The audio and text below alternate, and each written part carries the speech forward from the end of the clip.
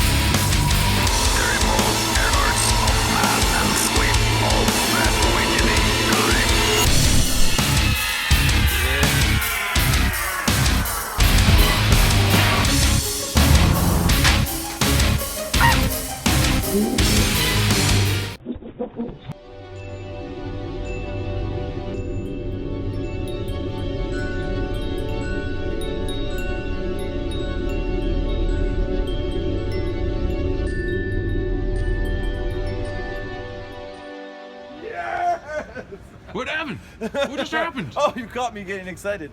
First steps are basically to move as fast as we can and get our lives in order. Because we can't have warrants out for arrest, or not have driver's license, or not have cars, or not have insurance. We have to be functional to be able to work. So for me, that means driver's license, getting a car, a whole bunch of other stuff, but those are the big ones. We're going to possibly buy a car, because I need a car. And it's gonna be weird because the person who's selling the car is really weird, and the car is in really rough shape. So Evan needs to buy a car, so he found this Maverick on Craigslist. It's just been sitting in this guy's driveway for like 10 years, not working. So we're gonna go over there and check it out.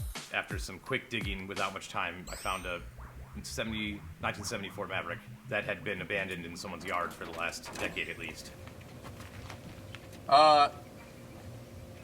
There's a problem already. I don't think this is working. Always helped Evan build things. He's always had a lot of projects, like and just ideas, like these grand ideas. Always, he comes with just something strange, and we've always just worked well together. I helped him build. I think the flamethrower was the first thing. I've bought a lot of old used cars in my life. A lot of times, you get these cars from people who seem like they're awesome, and they'll tell you exactly what the deal is with the car. They're like, we ditched it, 20 years ago because the transmission went out and we couldn't deal with it, so it's just sitting there, but everything else was working. This situation was very different. These people were very sketchy. The woman wouldn't open the door. Like, most of the dealings happened through a metal door where she would open it a crack and like slip a title through and be like, here, I have the title. And I'd be like, okay, well, I noticed this is broken on the car, that's broken on the car. And she'd be like, no, it's not.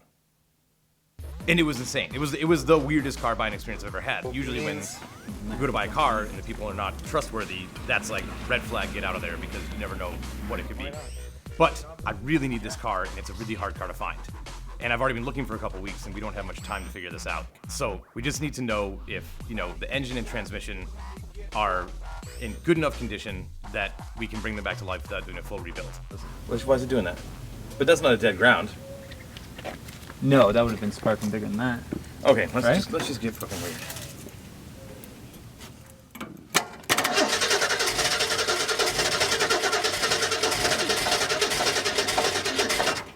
Okay.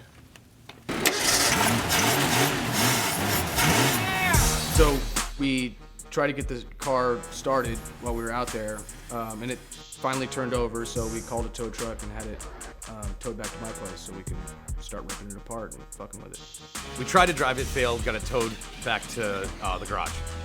So now, again, all this stuff is time sensitive. So now we're just going to work as fast as we can to be like, can I get this car roadworthy in the next week or 2 weeks so that we can not worry about it and I just have a car to drive and we get to work on the movie.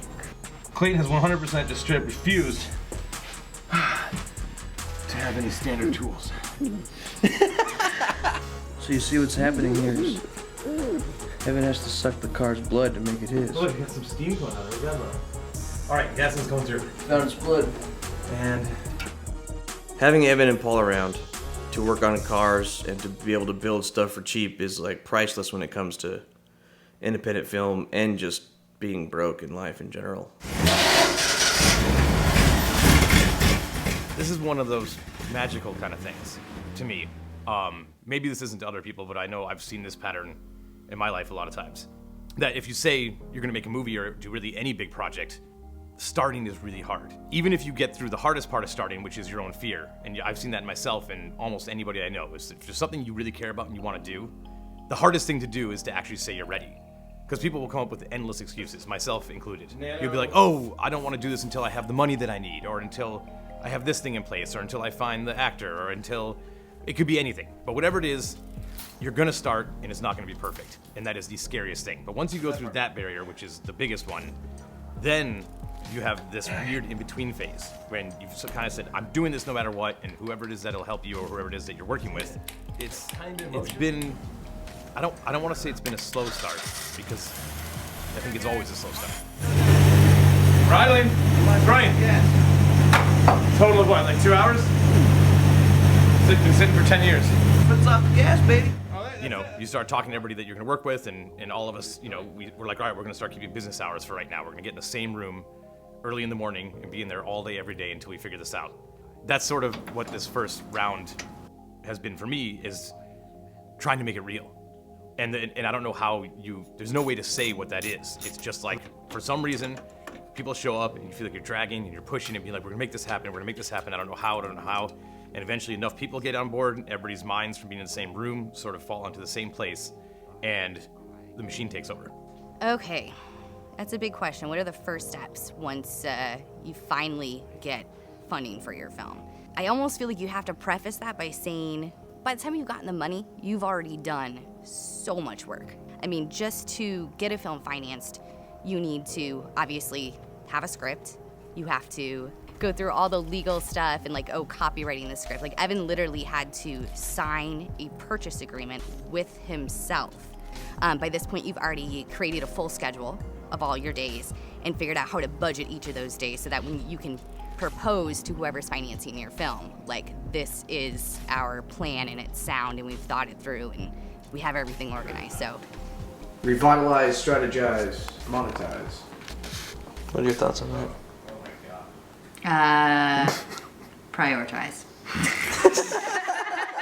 I'm out of here!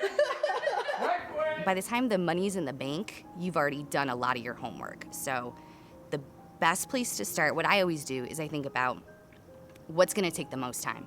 Definitely anything you have to build. For this film, Evan's making a number of specific handmade custom props. So these things are super time consuming because the way Evan is, obviously, he never does anything half-assed. So what you're saying is there is a spot where I could just drill a hole through the top and it would just and it would just actuate it mechanically from there. Yeah, but you'd have to make something to actuate it, yeah. You know, this instrument that he's building, most people would, they'd be like, it's in the script, it says it's supposed to spark. And they would just set up some little trick gag on the side or whatever. No. Evan's got to make it all work legit. It's fully functioning. If you hit a button, that's going to do exactly what it's supposed to do. So figuring all that stuff out has been a huge project. Another big thing to get started on for us is to start working out any prosthetics that need to be built, the creature designs, what are these things going to be made out of, how are they going to work? So we've been meeting with a special effect makeup artist to work out all the details with that. That's a huge one to get the ball rolling on. Who's gonna design the costumes for Hell? We've been trying to figure that shit out for 6 years. Jesus Christ, Olivia. I got nothing. So one of the biggest things is for us to get set up at our new warehouse space. So Jet, our production coordinator / location manager, has found this really great place on the PCH. I feel like I have many jobs just like everyone else does, but with a big focus on locations. Speaking to the owners, finding the owners, seeing if we can shoot there, negotiating contracts, seeing if we need to have film permits, talking with film permitting offices. It's a lot of emailing, calls, driving, and hoping that they don't kick us off the property for any shenanigans, that we like to pull, which is a lot of them. One of the biggest things for us is that we've been trying to find a place that's a little bit more off the beaten path, somewhere that we can be a little bit noisy, get a little crazy, and no one's gonna call the cops or the neighbors aren't gonna complain. So the first place we went and looked at was a warehouse out in this agricultural field, but it's next to an avocado oil processing plant. It's kind of just like on the cement slab in a parking lot with all these orchards around, but it's really sweet because it has a fence inside of the warehouse so you can lock up equipment and everything. It has about 5 different rooms for offices, or maybe even chill spots, or a bedroom to sleep in. I don't know, I didn't say it. Power department? Bill, we could set up a little desk for you in this part of the place. This can be where you work. The price is pretty good, and they told us that we can do anything that we want. They're like, oh yeah, you can be hollering, shooting guns, you know, having people come over here to shoot. It's, so it seems good. Something, this is like pretty, that's a very strong structure. This might actually be useful to us for doing things like hanging ourselves and sliding, things we've had trouble with before. And then aside from having one warehouse area that could be used as like a stage, there is another warehouse area that could be its own separate stage. So we could have 2 things going on at once. This is a cool little area over here. 2 stages is pretty good. Yeah, this You could have this would be like a mini stage, one. and then this would be second stage. Yeah. Or we rebuild the living room, my living room in this room, the living room and the dining room. And then hell's in that one. Well, yeah, and there's so much power. That you have all the power you want. Infinite power for the organ. The only thing is that it uses a septic system. So, you know, for those like heavy days in production, we have a bunch of people around. The building is not set up to the sewer line, so that could be a kind of crappy situation. Cut that out. Ninja.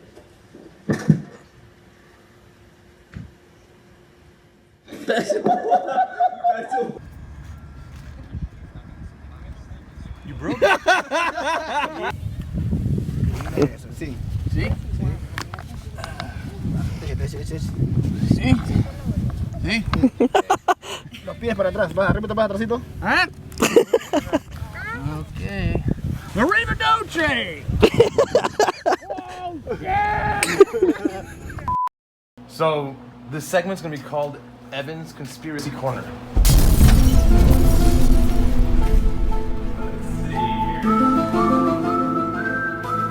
So, I don't know if any of you guys follow all this weird conspiracy stuff about, you know, like people that, you know, over like the last 100 years, every once in a while some person will invent a carburetor that they claim makes a regular car get 200 miles per gallon.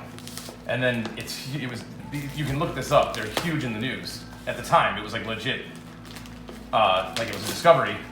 And then either they disappear or some oil company buys the patent and hires them, telling them they're gonna bring it to market, and then it never comes to market, or they get killed, or they die. Anyway, it's all kind of silly. Finding this, you know, weird relic of some strange oil industry conspiracy that's gonna make my car get better gas mileage is like, it just made me really excited, that's all. This is like mild conspiracy carburetor. So this was a real company, obviously, that's why I've got one. In the 50s, this guy claimed that this carburetor that basically had like only 3 moving parts and is super simple and doesn't need to be adjusted, makes your car go faster and get better gas mileage. Something like 100,000 of them were in transit, and the post office seized them and sent them back to the company and said that it was a fraud and that there weren't even carburetors in the boxes. And so, again, you can look this up, but they have a picture of their thousands of carburetors in their factory. But I think it put them out of business in the US, basically. So there's not a ton of these out there.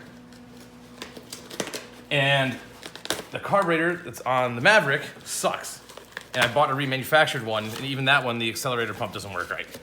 And so I'm really excited about this conspiracy carburetor, because it's supposed to be really simple. And there it is. It's real. Well, what? They're just gonna put this on the engine, I guess. It's so simple. All it has is, instead of a bunch of jets and all accelerate, it has no accelerator pump. So this is all it does. The gas comes out of those little holes on top, and then the accelerator just goes like that. And supposedly, when it goes through that little crack, since it's actually on the throttle plate, it makes it atomize better. And I don't know, look it up. So I can't find anything online that documented of this. I mean, I can find pictures of people who have one on their car and they're like, look, it's running, but no one is actually, I haven't seen a good video documenting how, if these actually work well or not. So that's what we're gonna do. That's it. Conspiracy carburetor. And there's my remanufactured carburetor. And it looks clean, but it sucks. The big question is this thing gonna work? And if it works, is it gonna be a piece of junk or is it gonna be awesome? Time will tell.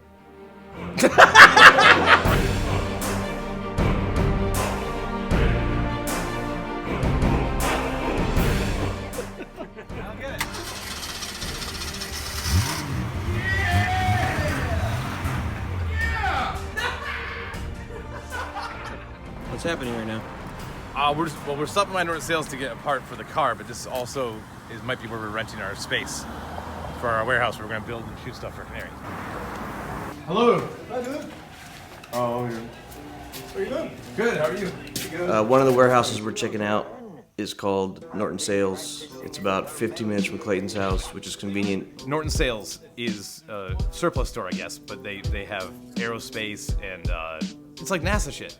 Anyway, this is the place that I've been going to for, I don't know, 12, 13 years now. Whenever I'm looking for parts, or more importantly, when I'm trying to get ideas for something I'm building, I get to just walk around in this place. This is an endless collection of really strange stuff. Something interesting about this place is we actually shot Bellflower there in 2008. So there's kind of cool nostalgia about it. Me and Carlos, the owner, have become friends over the years because obviously we shot part of Bellflower there. And Carlos also gets credits on all of our movies because he helps me build special effects rigs, like the flamethrower. And through complete coincidence, I told him that we were looking for a warehouse and he was like, I am gonna empty out the back of this place and rent it out to somebody. And so this has now become, out of the blue, one of the candidates. I always tell Evan that it's not real until we have a space that we can call our own. Norton Sales might be a good option, but like everything on this project, I don't think we're just gonna make a decision until we feel like we've really looked as hard as we can. Okay, so still lots to do. We got plenty, we're moving, we're getting stuff done, but lots left to do. Big on the list. Gotta check out the rest of his warehouse. Gotta get into his space. 2, where are we gonna shoot underwater and how are we gonna do that? We gotta start looking at underwater stages. And 3, Evan and Joel need to get SCUBA certified. This is gonna be a fun adventure for them.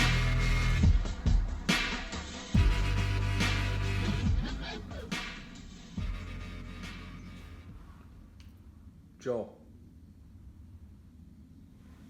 Yo. It's 10 o'clock, dude. We gotta get to work. Let's go.